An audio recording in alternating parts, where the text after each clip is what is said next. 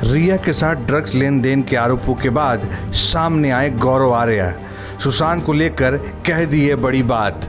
सुशांत सिंह राजपूत के मौत के मामले में केंद्रीय अन्वेषण ब्यूरो, प्रवर्तन निर्देशालय और नारकोटिक्स कंट्रोल ब्यूरो ने जांच तेज कर दी है।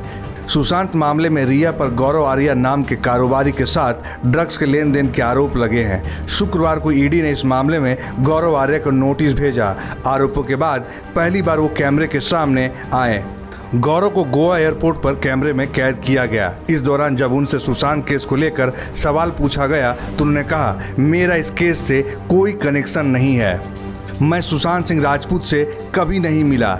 साल 2017 में रिया चक्रवर्ती से मिला था।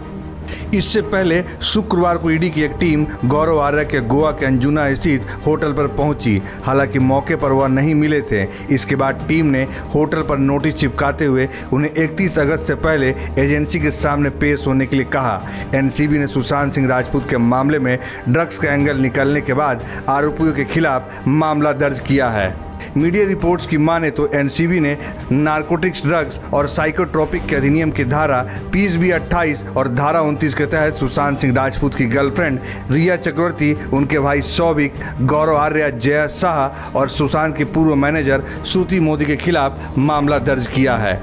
बता दें कि रिया चक्रवर्ती के कई व्हाट्सएप चैट सामने आए थे। इन्हीं में से एक चैट में वो गौरव आर्या से बात कर रही थी।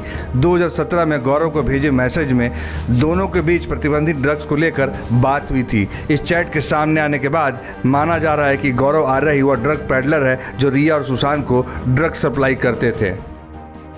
भोजपुरिया वायरल की रिपोर्ट।